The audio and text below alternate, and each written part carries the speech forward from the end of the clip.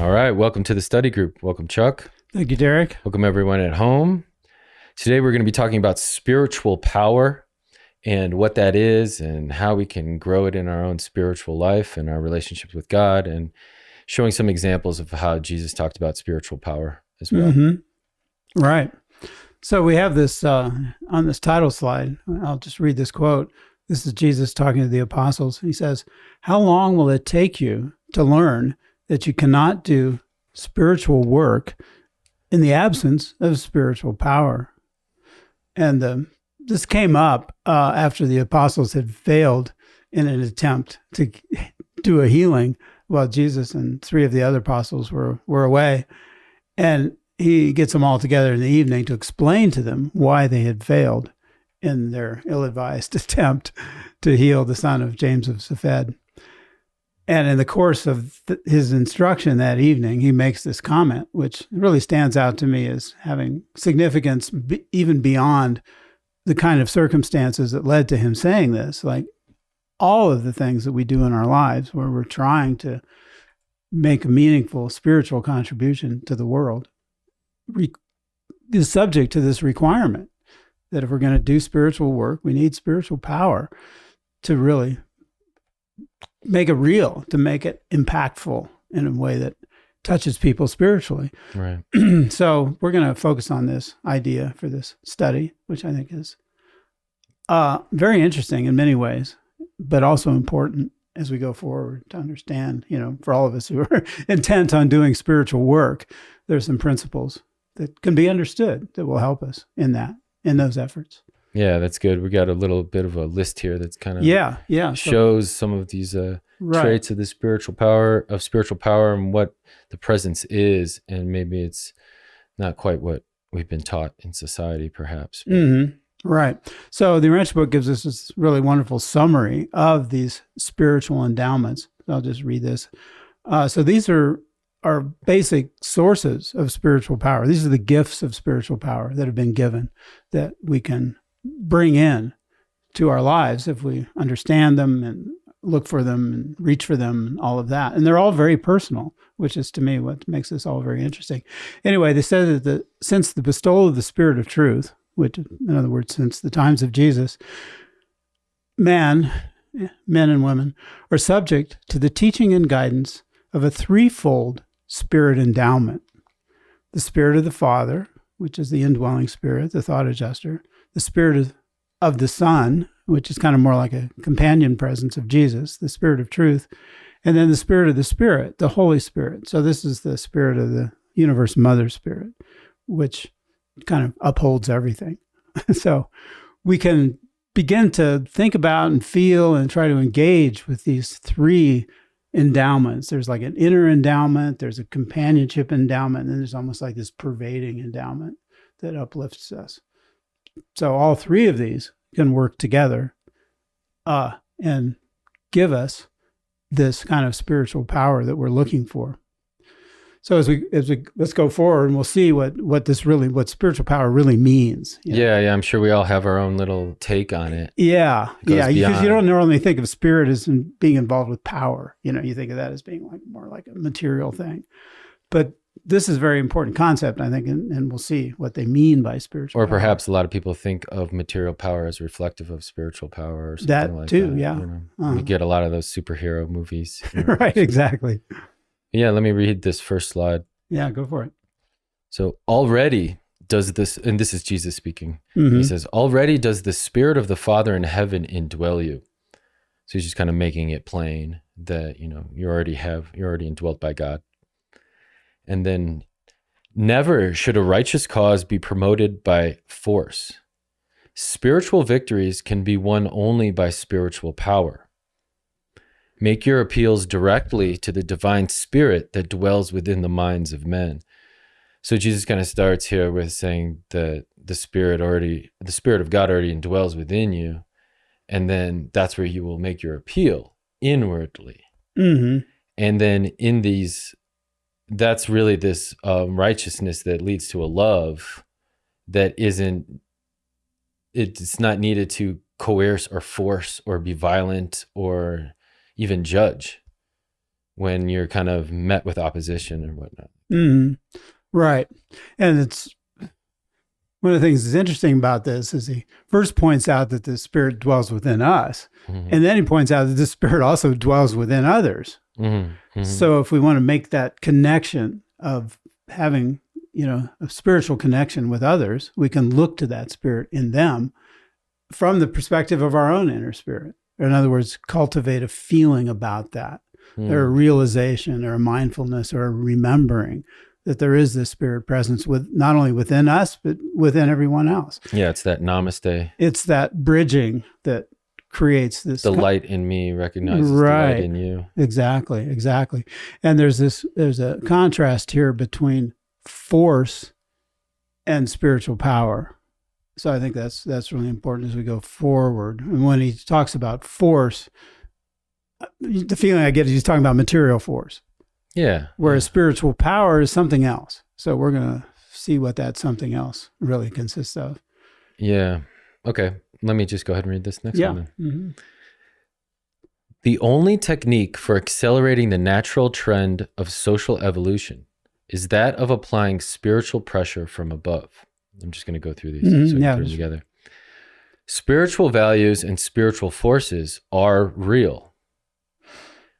I declare to you that my Father, this is Jesus speaking, I declare to you that my Father in paradise does rule a universe of universes by the compelling power of his love. Love is the greatest of all spirit realities. So if we talk about spiritual values and the reality of them, and here's Jesus saying that love is the greatest of all of these realities, and then this technique of spiritual pressure from above, it's kind of interesting how we find dynamic love and how it's kind of in the way that this is set up applied to this spiritual pressure too. I mean, it seems like love is so dynamic that it's not lazy, there's still pressure to grow, to be better than, or something like that. Yeah. It's like a gateway into better possibilities. And the language in all of this is so interesting. The pressure, we wouldn't normally think of that as a good thing. None of us like being under pressure. But in this context, it's a love, the pressure of love in a sense. If you're with someone who's really loving, you want to rise to their level. You want to share in that love. So we can all be demonstrators or conduits or whatever you want to call it of this kind of spiritual love that inspires a higher frame for reality, and then also a higher sense of ourselves. I think personally, from part of that is getting outside of yourself of what your definition of love might be, because you might need a divine indwelling of a new framework of what love is. Yeah. And so if you're constantly keeping your framework of what you think it should be, then it might limit your potentials of growth, I would say, or your capacity. Yeah. Culturally, we associate love oftentimes with sort of sentimental, or which, there's a place for that. But what they're talking about here is, they talk about the Father, the compelling power of his love. So there's a caring there. There's a desire to do good for others. That's one of the definitions of love, is this desire to do good for others, to uplift the whole through our individual efforts.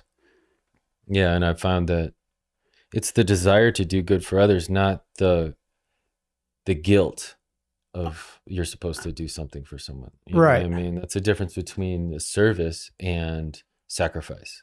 Yeah. And that's the difference between love and law. Like you have to do this. Yeah, or you'll be punished, or there'll be, I don't know, some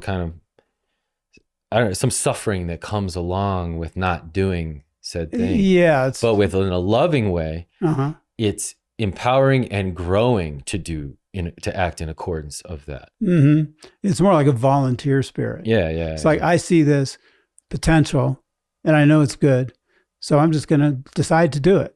It's not like I'm being forced or compelled or punished if I don't or anything like that. It's just a realization. Yeah, there's a good path here, and I want to be on it.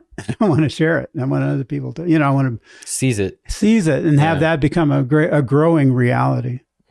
and that the Father leads the way, really. His Spirit, the loving nature of the Father's Spirit as the creator of the whole, everything, including us, and it actually lives in us, then becomes the inspiring mentor, in a sense, of that realm of potential that all grows from love. Mm-hmm. Mm-hmm. So that's kind of the power aspect. Yeah, and I think that we have something to play in the power growth because it stems from our loyalty. Mm. Because it's kind of like, to those who have much more will be given. So if God is providing this spiritual power for us to entertain and to be part of, then the more that we're loyal to the sharing of that being shared with us, the more that we're loyal to the authenticity and truth of what's being shared, and then how we manifest the fruit of that in our own expression, then that's how we kind of grow in that loving character and in that nature. Mm-hmm. Right. But if we're not doing it, and it's nothing like crazy, it's just like whatever the visions are for you. And then if you're staying loyal to manifesting that decision, that shows that there's a trustworthiness and you're being loyal with the spiritual powers that are provided for you. And then there might be more spiritual powers provided for you, right? Uh-huh. Right. Exactly. That this is something we can actually engage with. This is real. So when they say that spiritual values and spirit forces are real, I mean, that's interesting that they point that out so forcefully, because I think we have a tendency to think, oh, that's just sort of imagination or ephemeral or wispy, or, it doesn't really have force or influence. Mm-hmm. But clearly the spirit forces, in a way, are the most influential, because that's what informs and guides our decisions in our mind and even our actions that we take on the material level. If they're guided and motivated by spiritual values and this love-born kind of hope to make things better, then that's the most powerful thing there is in the world, really. Yeah. Ultimately, because it's enduring. Everything else is just flash in the pan, comes and goes. Yeah, and it's challenging to be a mortal, a human, because it's not like you get that playbook of what spiritual power is. Mm-hmm. And you're really steeped in material power and vengeance and payback and mightas, Mm-hmm. right? So you really have to break through some kind of membrane in order to recognize spiritual power. Exactly. And that's what you're touching on there is the idea that spiritual power is always about relationships. I mean, worldly power is, okay, I'm going to make just me. I'm going to become something just within myself, right? Mm-hmm. And try and get more for me. But this is all about this kind of love, this kind of power can only be experienced in relationship.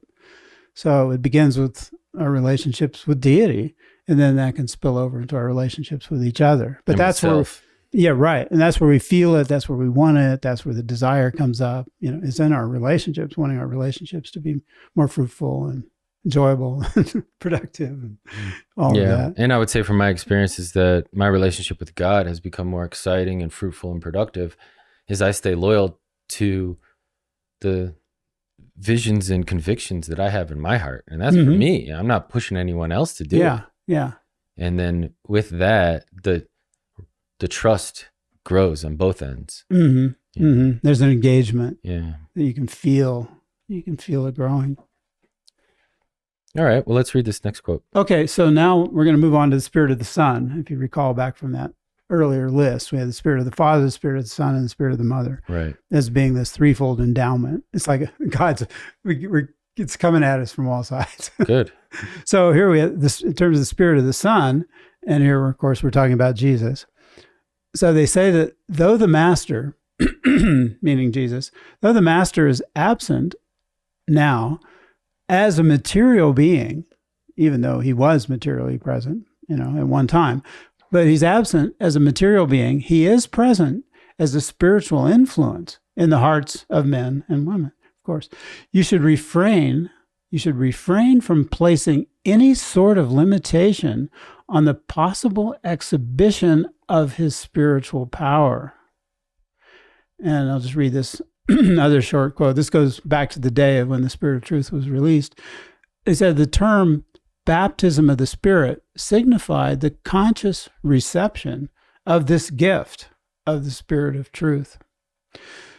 So here where they say that we should not place any limitation on the possible exhibition of the spiritual power of the Spirit of truth, that those limitations and those potentials flow through us. In our doubt. And our overcoming doubt. Right. In our doubt is what I meant. Yeah. Yeah.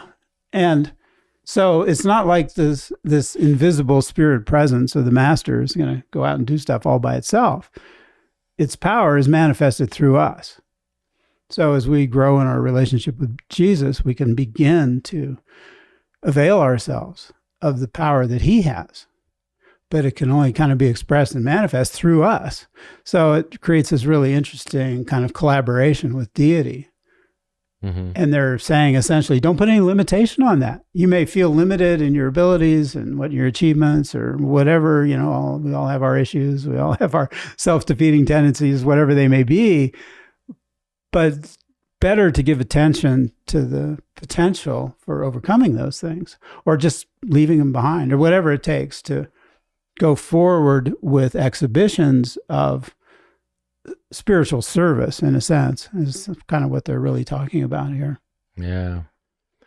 Yeah. Don't doubt, or just fear not. Fear not. Yeah. Right. Don't be taken down. There's a lot of this thing like, oh, that would be great. But I could never do that. I could never do that. Maybe in another life. Or if I had $1 million, I would do that. Yeah. Right.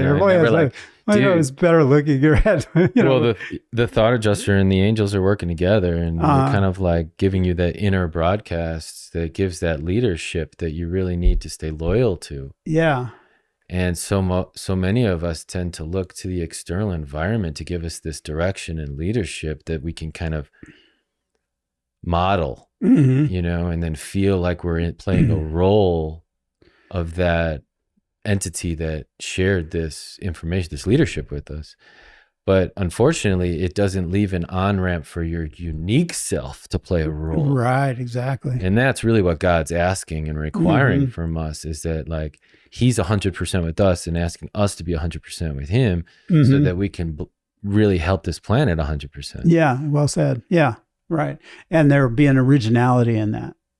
If it's sourced from within, if it's sourced from this kind of spiritual power, it's going to be new. It's going to be original. It's going to be attractive. It's going to be appealing. It's going to be unifying. I mean, not to say that there won't be resistance, but nonetheless, if you know you're on the forward moving trajectory of reality, that you participating in that is, kind of one of the most thrilling things there is. And that there's growth of love in that. The love is sort of the grease that makes the wheels move.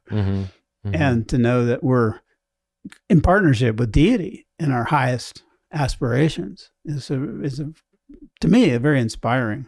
Oh yeah, realization. Yeah, that's when I shed tears of gratitude and appreciation, when I can literally see the fruits of my loyalty labor to my faith in the spirit-led convictions in my heart. Yes. I'm holding that which was once burned in my mind and heart that was never manifested before. Yeah. Like that is something that will bring spiritual tears to my eyes, because with God, I brought something new out. And that's why I can see, like, I'm not a parent yet, but I can see when your child comes out and you're holding your child, it's like, wow, we just manifested something great. And it's all about love too. Right. We did it. Yeah. Those things that we do that wouldn't have happened if we didn't do them. Unique, original contributions to the progress of reality. Okay, well, let's read last slide here. Go to the last slide. And this one is about the spirit of the mother. All right. Which we don't necessarily hear about so much these days, but the Urantia book really upholds the mother aspect of deity. And here's a couple of quotes that speak to that. As the third of these three endowments is her gift. So they say that from and through the local universe mother spirit, there proceed the established currents in the ordained circuits of spirit power and spiritual influence destined to pervade all the worlds and beings of that local universe. And then they comment that the spirit of truth works as one with the presence of the the presence of the spirit of the divine minister. So the divine minister is another way of referring to the mother spirit. And then they say that the mother spirit of Salvington knows you fully. Mom knows you. Mom knows you inside and out. Yeah, I like how they place the spirit of truth and the mother spirit as kind of like our parents. Exactly, our divine parents. And so they know us, they're looking out for us, and in that complementary behavior, that's why I think, talk about, maybe people don't know about the mother spirit, but it's like something that's so part of us that it's like taken for granted. Yeah, in a way. I mean, we all have easily taken for granted. We've all had mothers, or most of us, or mother figures in our lives. And sometimes those mother figures are the most influential in terms of our deeper nature, our ability to pick up and keep going, and feeling her encouragement and her looking out for us in a very motherly way, which is different from a father's affection. And I would say that the mother's love being so readily available can oftentimes be quickly taken for granted. Even humanly. Absolutely humanly. Yeah, right. That's a huge example for me to see how just the everyday care that you just kind of take for granted. I could see a lot of people, youth, when they reach their teen ages, they start to take a lot of that stuff for granted. All that care that went into your development. Yeah. That you weren't forced to recognize publicly. But it's like you're living in it, you're breathing it. The reason why you live is because of that milk or whatever. It was like the womb. We were nurtured in the womb of our mother, and the local universe is sort of like the womb of the mother soul, the mother spirit. That we're nurtured and we grow within her pervading presence. So this is an interesting combination of feelings that are associated with these three endowments. Just referencing other places in the book where they talk about the Father's presence being indwelling, an indwelling spirit. And they talk about the spirit of the Son, Michael, or Jesus's presence, as sort of more of a companion, enveloping presence. As an indwelling presence, or more of a companion, enveloping presence. And then with the Mother Spirit, that's just a pervading presence that runs through all reality. So we know we're in her universe. We're at home in her universe because her presence pervades everything. Yeah. And I would say, just to like reassure everybody at home, to not be so afraid of nature and of the universe, because I think we have a tendency to always look for some kind of enemy. And I personally feel that our indigenous knowledge of Mother Spirit and the way that we're so loved and cared in a complementary way by deity, by our divine parents, has really been the kind of suppressed. And we haven't really been able to have this healthy relationship that we can celebrate, because it's something that's like just so intricate of who we are, our Mother Spirit, that it's like so easily hidden from us. Like I was trying to allude to earlier, is how the mother's love can be so taken for granted quickly. Yeah. And that the nature of the mother's love is to not then punish you and say, no, you better recognize me, son. It's kind of more just like, we're going to continue until you turn the stone in your heart to find me. Right. It operates in a different way. Yeah. Their reference to her as a divine minister is very significant, because she's the mother of all the angels, all the ministering spirits who take care of us and watch over us and guide us and guard us. And that's a ministering influence as opposed to a creator influence. So from the Son, Jesus, Michael, is like a creator son, and our lineage from him means that we also have this, we're called upon to create. But at the same time, no one creates without the support of ministry. So the beings that take origin in the Mother Spirit, that's their role. They minister to us. And they say that they're not our judges or accusers. Right. That's not their place. Their place is just to minister to us and protect us and guide us as best they can.